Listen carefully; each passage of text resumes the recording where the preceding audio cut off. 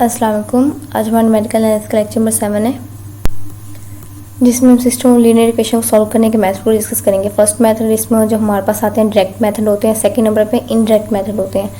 आज के लेक्चर में हम डायरेक्ट मेथड को डिस्कस करें। डायरेक्ट मेथड में हम वापस क्या आते हैं, गॉस एलिमिनेशन मेथड आता है, सेकंड नंबर पे गॉस जॉर्डन मेथड आते हैं। इन दो मेथड को आज हम डिस्कस करेंगे।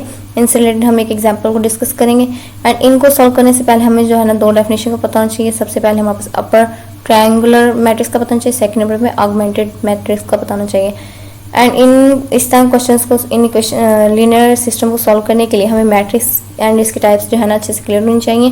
तो उसके लिए हमने क्या किया है कि पहले हमने एडीपी में डिस्कस किया हुआ है, तो उसका लिंक जो डिस्क्रिप्शन में गिवन होगा। एंड मजीद जो हमारी टाइप्स रहती हैं वो हम जैसे जैसे हमारे मैथड डिस्कस होते रहेंगे, उनमें जो भी डेफिनेशन यूज होगी वो हम साथ साथ क्या कर लेंगे, डिस्कस कर लेंगे। अब फर्स्ट नंबर पे अपर ट्रायंगुलर मैट्रिक्स है। इसकी डेफिनेशन देखते हैं वापस क्या है कि अपर ट्रायंगुलर मैट्रिक्स है वापस स्पेसिफिक टाइप्स होगी स्क्वायर मैट्रिक्स की, ठीक है। फिर all the entries below the main diagonal are zero, कि जितने मेन डायगोनल के नीचे वापस क्या होंगी, हम वापस डायगोनल एंट्रीज हैं, ठीक है। इनके नीचे जो भी एंट्रीज होंगी, जैसे ये राइट की हुई है कि ये वाली एंट्रीज क्या होनी चाहिए, जीरो होनी चाहिए। अगर ये जीरो होंगी तो इसे हम कहेंगे अपर ट्रायंगुलर मैट्रिक्स कहेंगे। यहाँ तक बात क्लियर है। सेकेंड नंबर पर जो वापस डेफिनेशन है वो वापस क्या है, ऑगमेंटेड मैट्रिक्स की है। इसमें हमारे पास दो मैट्रिक्स गिवन होंगे, फर्स्ट ए एंड बी। हमने यहाँ पे मैट्रिक्स ले लिया, ठीक है। इसको इस फॉर्म में लिखेंगे तो मतलब पहले जो हमारे पास वैल्यूज है वो वापस ए की आ गई हैं एंड जैसे सेकंड नंबर में जो हमारे वैल्यूज आ रही है वो वापस बी की हैं। इस फॉर्म में लिखेंगे तो हमारे जो किसकी डेफिनेशन बन जाएगी, मतलब कौन सा मैट्रिक्स कहलाएगा, ऑगमेंटेड मैट्रिक्स कहलाएंगे। ये दोनों जो है ना हमने यूज़ करने हैं अब अपने मेथड में, जो हमने डिस्कस करना है मेन। तो मेन जो हमारा टॉपिक है हमारे पास क्या है, गॉस एलिमिनेशन मेथड है। इसको हम रो रिडक्शन मेथड भी कहते हैं, ठीक है। इस तरह जो क्वेश्चन है या मेथड है वो हम लोग पहले भी डिस्कस कर चुके हैं ऑपरेशन रिसर्च में। तो आई होप सो वहाँ से आप लोगों को मजीद क्लियर होगा। तो अब हमारी रिवीजन हो रही है। अब इसमें वापस क्या है कि गॉस एलिमिनेशन मेथड है। इसमें सबसे पहले हमने क्या करना है, रोज को यूटिलाइज करना है, ठीक है। अब रोज को यूटिलाइज करना है, उनको सिंप्लीफाई करते जाना है। और सिंप्लीफाई कब तक करना है, जब तक हमारे पास अपर ट्रायंगुलर मैट्रिक्स ना आ जाए। यहाँ तक बात क्लियर है। अब जब हम इसे सॉल्व करें तो मजीद स्टेप जो है ना क्लियर हो जाए कि हमने यहाँ पे क्या बात की है। एंड सेकंड नंबर पे ये जो मेथड है गॉस एलिमिनेशन मेथड, कहाँ कहाँ पे यूज़ होता है, रैंक ऑफ मैट्रिक्स में यूज़ होता है, ठीक है। डिटर्मिनेंट ऑफ मैट्रिक्स जो कैलकुलेट करने के लिए यूज़ होता है, और किसको कैलकुलेट करने के लिए, inverse of an invertible square matrix को। ये जो लास्ट मेथड है ये हमने डिस्कस करना है, ये हम नेक्स्ट लेक्चर में डिस्कस करेंगे। तो यहाँ तक क्लियर है। एंड उसके बाद हमारे पास ये कब फेल होगा, जब इसमें फेल होने के लिए पिवट एलिमेंट की है कंडीशन के हमारे पास जब भी क्या होगा, पिवट एलिमेंट जो है ना हमारे पास जीरो आ जाए, मतलब जीरो हो और बहुत ही स्मॉल वैल्यू, मतलब 0.00 समथिंग या 0.05, मतलब जीरो से छोटी हो, ठीक है। तो हमारे पास क्या कहलाएगा, मीन हमने ऐसी वैल्यू लेनी है कि जीरो को अप्रोच कर रही है लेकिन जीरो नहीं है एग्जैक्ट, मतलब जीरो से बहुत स्मॉल वैल्यू है। जब इस तरह को हमारे पास आ जाए तो वहाँ पे हमारे पास इंट्रीज में तो हमारे पास जो है ना क्या हो जाएगा, गॉस एलिमिनेशन मेथड वहाँ पे फेल हो जाएगा। तो हम फिर से कुछ रीअरेंज करेंगे अपनी इक्वेशंस को और फिर सॉल्व करेंगे।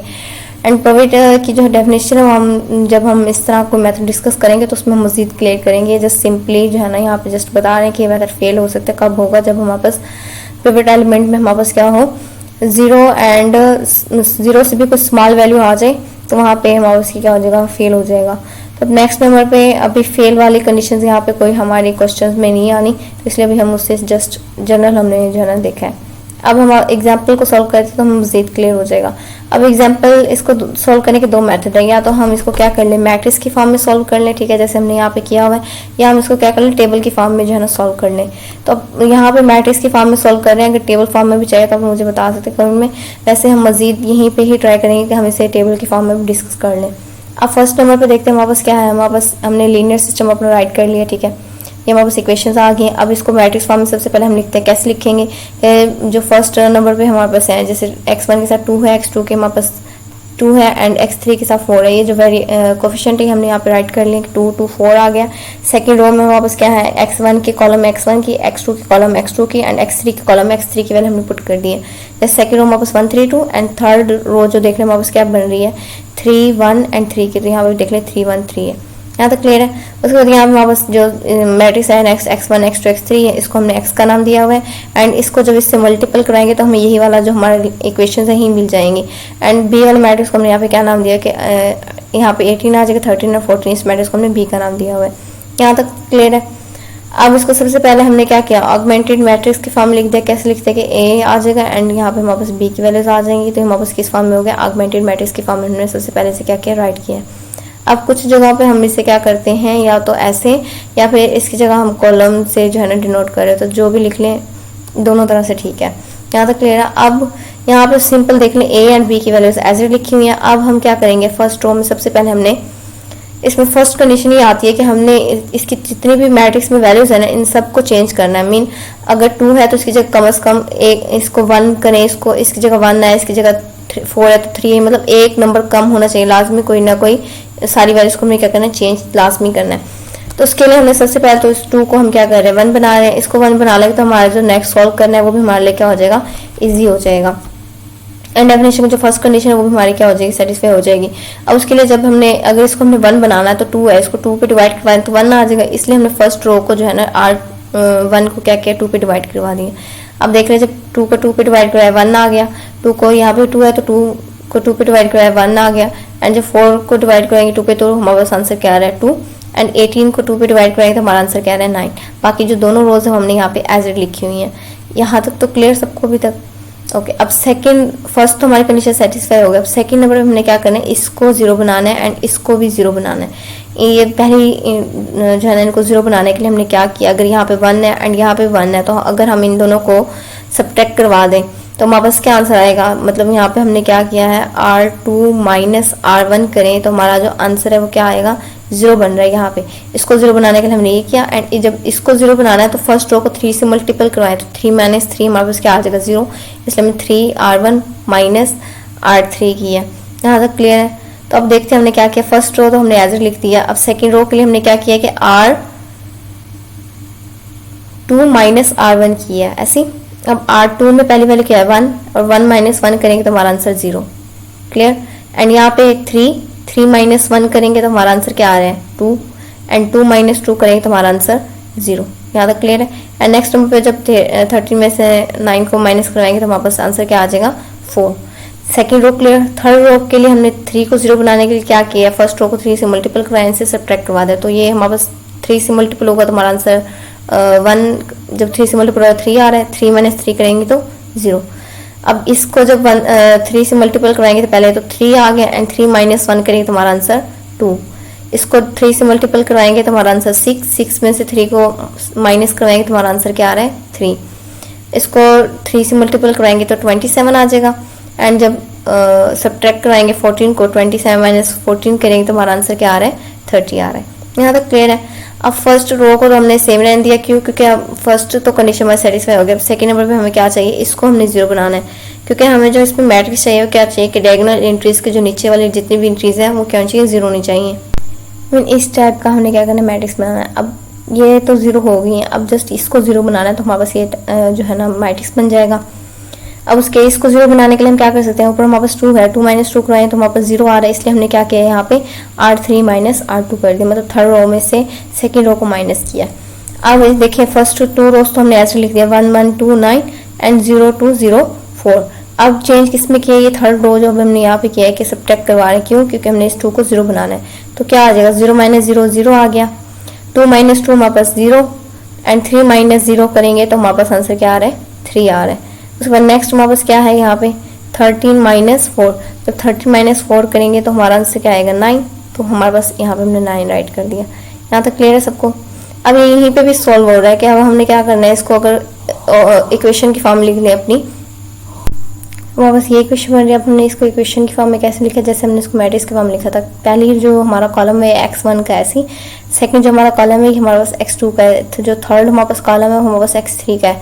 तो इसकी वजह से साथ लिख दिया कि हमारे पास क्या बन रहा है x1 plus x2 plus 2x3। तो ये पहली इक्वेशन हमने ये राइट कर दी इक्वल टू 9। सेकंड नंबर पे x1 भी 0 है, x2 2 है एंड x3 भी 0, तो हमारे पास क्या बनेगा 2x2 is equal to 4। And third number पे x1 x2 तो 0 है, बाकी x3 की वैल्यू है तो 3x3 इज इक्वल टू हमारे पास क्या आ गया 9 आ गया। अब यहाँ से हम x2 की वैल्यू निकाले तो क्या बन रही है, जब 2 इधर मल्टीपल हो जाएगा कि डिवाइड हो जाएगा तो हमारा आंसर क्या आएगा x2 हमारे पास 2 के इक्वल आ जाएगा। एंड जब 3 इधर मल्टीपल हो जाएगा कि डिवाइड होगा तो x3 हमारे पास क्या आ जाएगा 3 के इक्वल आ जाएगा। एंड जब x2 एंड x1 की वैल्यू हम ऊपर वाली इक्वेशन में पुट करेंगे तो हमारे पास किसका आंसर मिल जाएगा, हमें x1 का क्या आ रहा है आंसर कि हमारे पास इधर क्या बन रहा है 2 प्लस एंड 3 जब यहाँ पे लिखे तो वापस 6 आ जाएगा, एंड 2 + 6 वापस 8 है, दूसरी तरफ जाके 8 माइनस का 8 हो जाएगा, तो 9 माइनस 8 करेंगे तो हमारा आंसर क्या आएगा, 1 आएगा। यहाँ तक क्लियर है। अब हम या तो यहाँ पे मतलब इसके मजीद स्टेप करने की जरूरत नहीं है, हम यहीं पे हमारा सोल्यूशन मिल रहा है। अब हमने ये स्टेप क्यों किया है कि यहाँ पे सोल्व करें, डिवाइड करवा लें, हमने यहीं पे डिवाइड करवा दें नेक्स्ट स्टेप में कि सेकंड रो को हमने 2 पे डिवाइड करवाया तो हमारा ये 1 हो जाएगा, एंड ये क्या हो जाएगा, हमारे पास 2 आंसर आ जाएगा 4 को 2 पे डिवाइड करवाएंगे तो।